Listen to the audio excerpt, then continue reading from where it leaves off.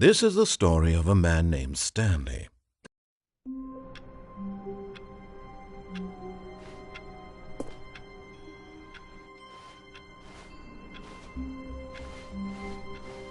All of his co-workers were gone. What could it mean? Stanley decided to go to the meeting room. Perhaps he had simply missed a memo. The embrace of an old friend, a weathered companionship that stands the test of time. Stanley clutched the bucket tightly to his chest and entered the door on his left.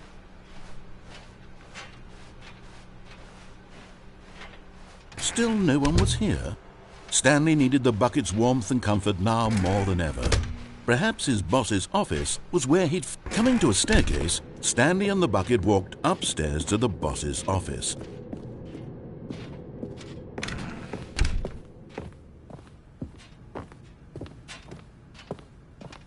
Stepping...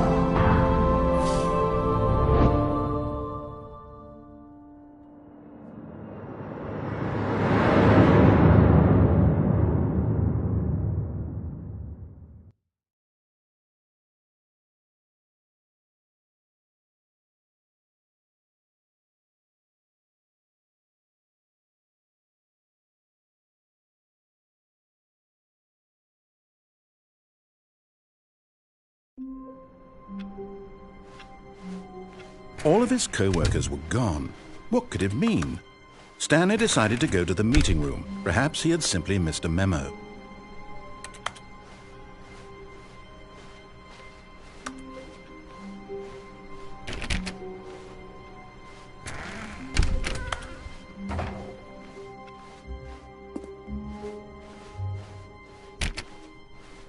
When Stanley came to a set of 2 open doors, he entered the door on his left.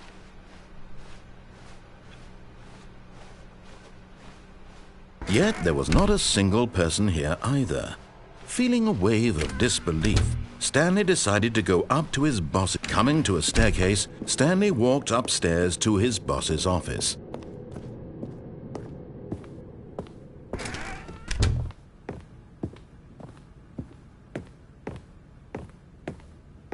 Stepping in...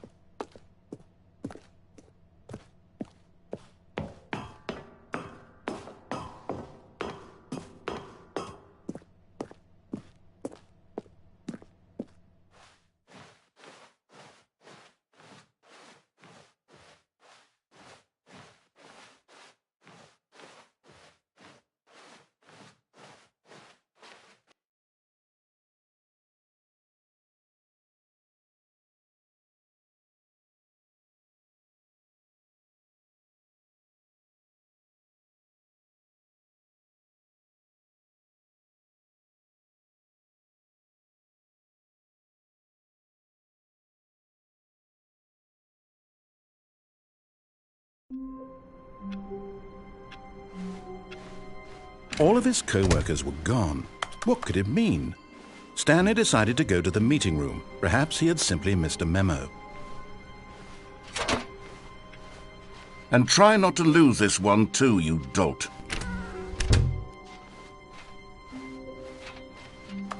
Stanley clutched the bucket tightly to his chest and entered the door on his left.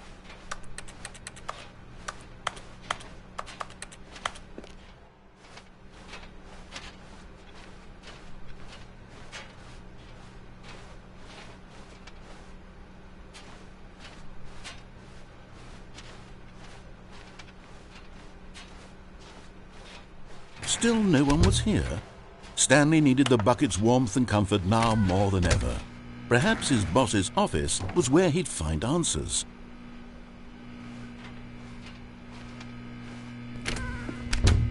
Oh, Stanley, can you feel it? The broom closet. It wants the bucket. You can feel that, can't you? The aura of jealousy? It's as clear as day. This broom closet believes it deserves the bucket. I can really feel it now. It's a bucket. It belongs in a broom closet. That's what the broom closet is trying to say here. It's supposed to go with the other cleaning supplies. Good for you, Stanley. Don't give in. Don't hand over the bucket. I know how hard it must be, given the pressure that the broom closet is putting on your shoulders right now, but you have to be strong. This is your bucket. This is your companion and lifelong friend. You can't hand it over. Oh, no. We're getting into name-calling now, it seems. Is this how low the broom closet has sunk, that it has to resort to this stream of petty insults simply in order to get you to hand over the bucket? Stanley, I never liked this broom closet for a variety of reasons, but even this is worse than I had imagined. And wait, now the broom closet has the gall to imply that you and the bucket are not truly deep and lasting friends? That your relationship is purely superficial and convenient? That your life is so banal and meaningless that you'd feel the same sort of kinship towards any inanimate object which happened to lay in your path in an even partially enticing manner? Well, I never. Go on, Stanley. Lay into it. Really tell the broom closet off for its demeaning comments. Expand on the wide variety of experiences you and the bucket have shared together. Go through each of them point by point. Share your journal entries detailing the rich emotional landscape of your feelings for the bucket as they have changed and evolved over the years. Let him have it.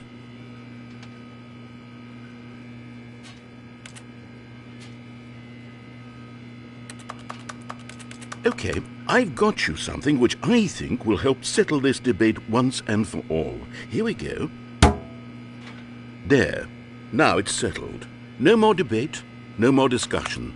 Take a hike, broom closet, with all your meandering philosophical diatribes about the nature of cleaning supplies and their relationship to broom closets in the natural order of things.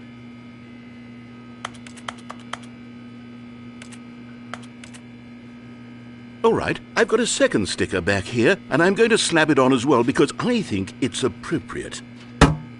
You see? I feel that it works because the sticker is also a bucket.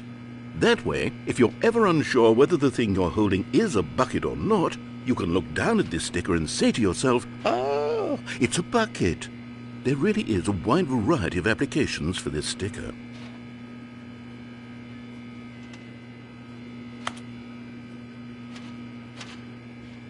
You know what? I could take the name-calling and the dismissal of your kinship with the bucket, but now the broom closet is just giving us the silent treatment, and to be honest, I'm sick of the pettiness on display. You can stay here all you like, but I've had it with this impetulant room of cleaning supplies, easily the most childish such room I've ever been in. I'll see you outside, and we can get on with the story about you and your bucket.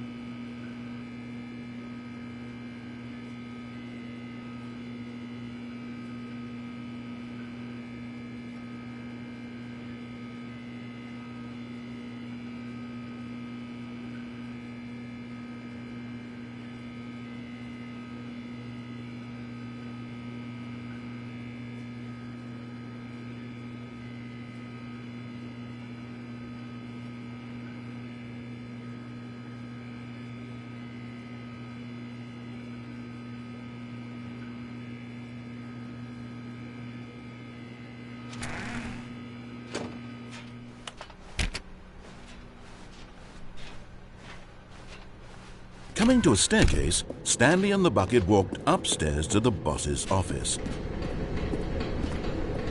But Stanley just couldn't do it. He considered the possibility of facing his boss, admitting he had left his post during work hours. He might be fired for that. And in such a competitive economy, why had he taken that risk? All because he believed everyone had vanished? His boss would think he was crazy. And then something occurred to Stanley. Maybe, he thought to himself, maybe I am crazy. He looked down at the bucket in his arms. Am I crazy? He asked the bucket. The bucket returned his gaze, but said nothing at all.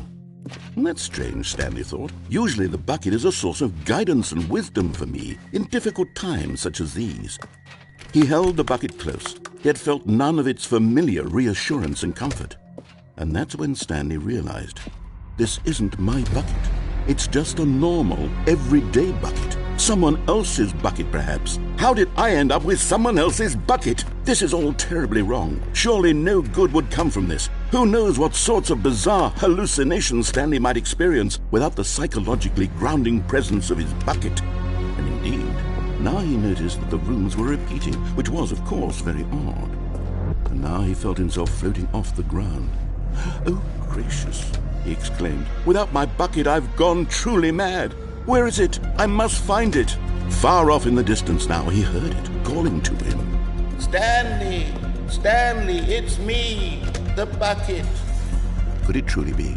He rushed forward from room to room, passing by one bucket after the next. None of them were his. None of them were his special bucket. Come to me, Stanley. Find me. He had to find the bucket. He had to return to his old friend. It was the only way to truly restore his sanity. And then suddenly, he froze dead in his tracks. He knew where the voice of the bucket had been coming from. The real bucket was inside of him all along.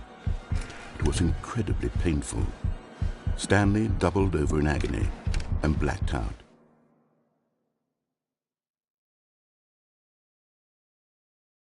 This is the story of a woman named Mariella. Mariella woke up on a day like any other. She arose, got dressed, picked up her bucket of comfort and security, and walked to her place of work. But on this particular day, her walk was interrupted by the body of a man who had stumbled through town, talking and screaming to himself, and then collapsed dead on the sidewalk. Right away, she knew what the problem was. This man had no bucket. Of course he'd gone mad, ranting and raving about a narrator describing all of his actions and how everything is predetermined and free will is an illusion and it's all just a video game. It could all have been prevented if only he'd taken his bucket with him. Perhaps he didn't even realize he'd forgotten his bucket at home in the first place. How cruel the world can be, Mariella thought, and she hugged her own bucket even tighter. But of course, she had no time for this. There were a myriad of confusing problems she would soon have to confront at work, for which her bucket would provide absolute guidance and total clarity on everything. Heck yes, she thought to herself, my life kicks ass. And she backflipped all the way to work.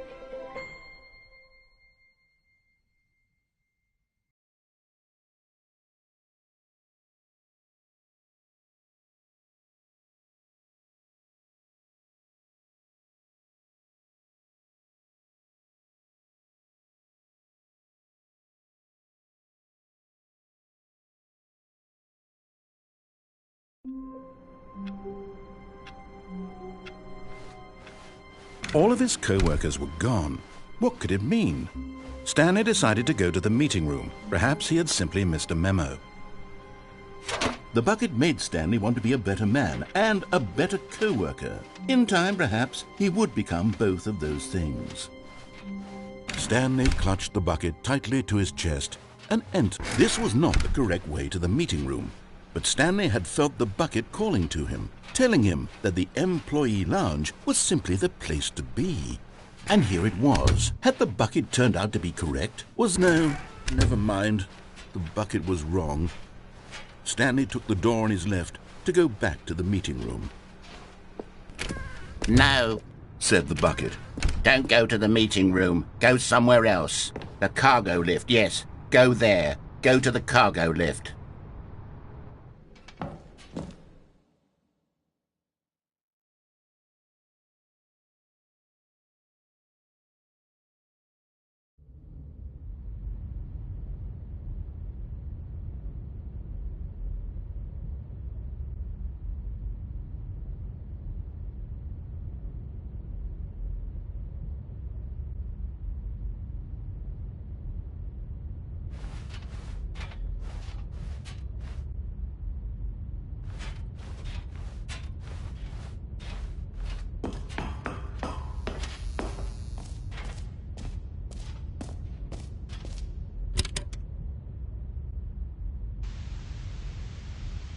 Okay, this is day number 295, tape number...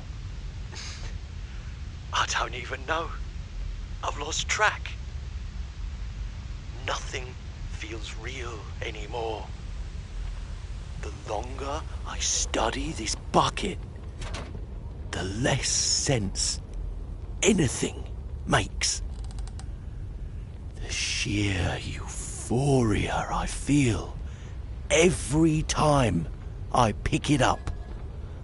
No matter how many times I've done it, it's always the same feeling. And the emptiness in my chest when I set it down. It doesn't make sense. There's no explanation for it. I still haven't figured out why I see the world so differently when this bucket is in my arms. Why everything feels so... What do I do with this treasure? I can monetize it. Yes. It's unthinkable the amounts of money people will pay for even just an hour with the bucket. This is my golden ticket. But I have to be careful, because as soon as this gets out, there's going to be a target on my back. Even now, I don't know who might be trying to get... What's that? Who's there?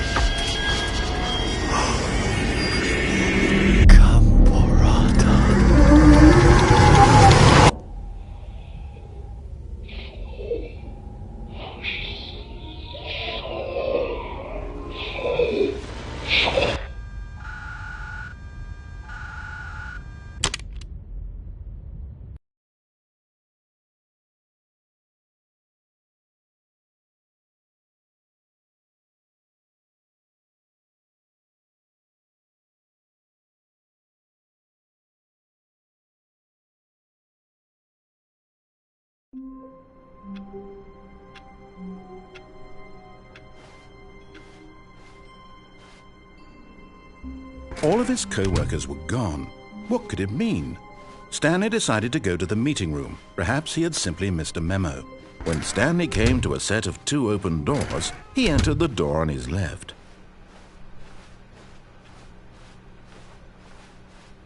Yet there was not a single person here either. Feeling a wave of disbelief, Stanley decided to go up to his boss's office, hoping he might find an answer there. Stanley stepped into the broom closet, but there was nothing here, so he turned around and got back on track.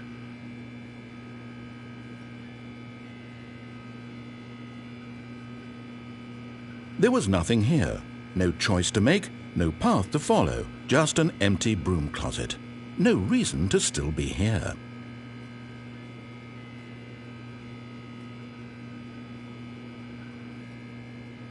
It was baffling that Stanley was still just sitting in the broom closet.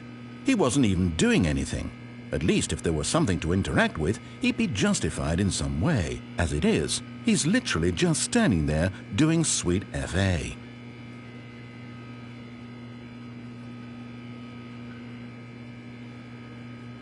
Are you really still in the broom closet? Standing around doing nothing? Why? Please offer me some explanation here. I'm genuinely confused.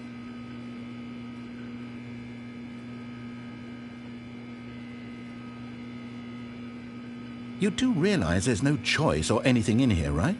If I'd said Stanley walked past the broom closet, at least you would have had a reason for exploring it to find out. But it didn't even occur to me because literally this closet is of absolutely no significance to the story whatsoever. I never would have thought to mention it.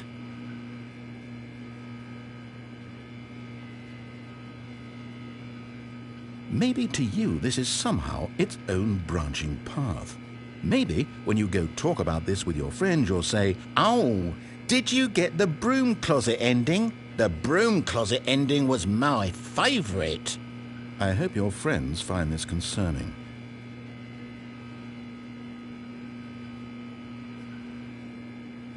Stanley was fat and ugly and really stupid. He probably only got the job because of a family connection. That's how stupid he is. That or with drug money. Also, Stanley is addicted to drugs and hookers.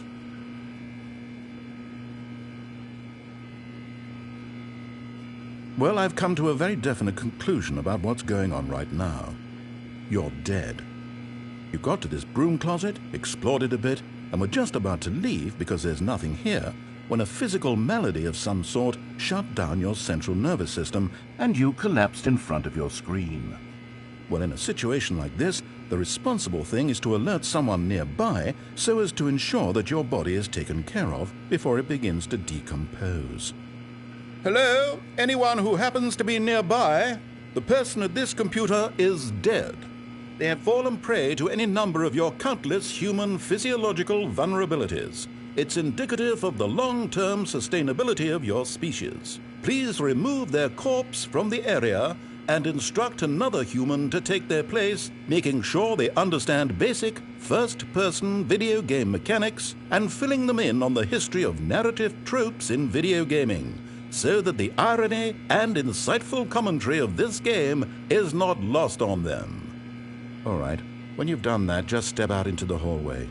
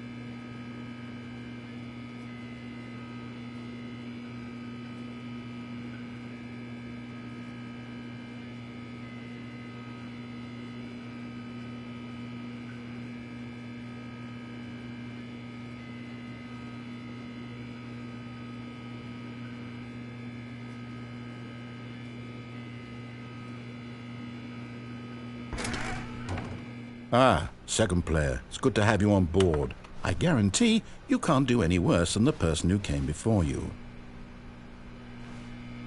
You too? Unbelievable. I'm at the mercy of an entire species of invalids. Perhaps there's a monkey nearby you can hand the controls to. A fish? Fungus? Look, you can hammer out the details. I'm not particularly picky. I'll just be waiting for when you're ready to pick up the story again.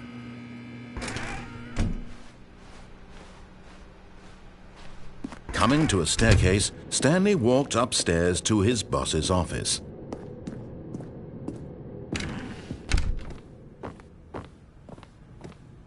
Stepping into his manager's office, Stanley was once again stunned to discover not an indication of any human life. What could it mean? Stanley wondered aloud to nobody. He began wildly tearing through papers on the boss's desk, pulling books off the shelf, looking behind paintings, desperate for clues to his situation. But his attention was caught by a keypad behind the boss's desk. What could its purpose be? In fact, this keypad guarded the terrible secret that lay buried beneath.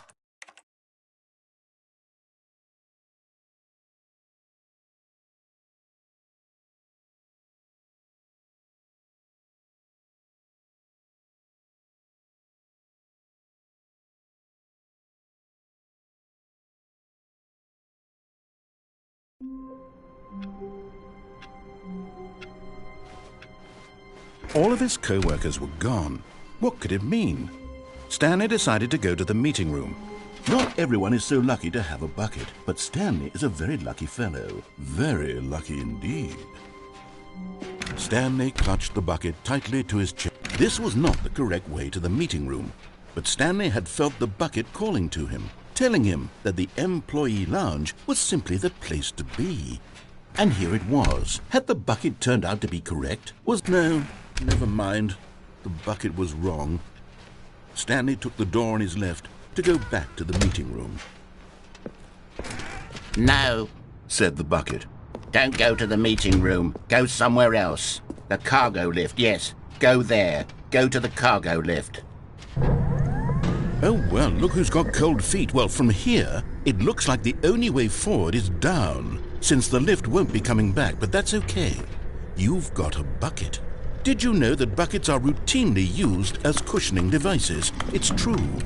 You can fall on a bucket from literally any height and survive. I'm serious, Stanley. Jump. Jump with the bucket. I promise you'll live. I extra double promise that you can land on the bucket and not die.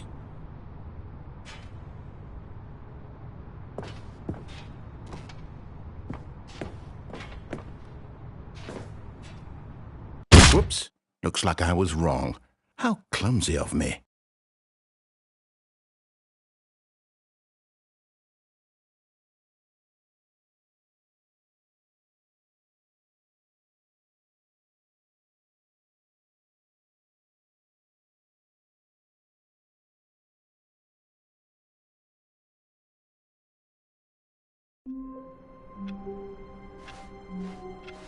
Wait, Stanley thought to himself. Am I sure that the orders stopped coming in? How is that possible? They never stopped. Surely I was mistaken.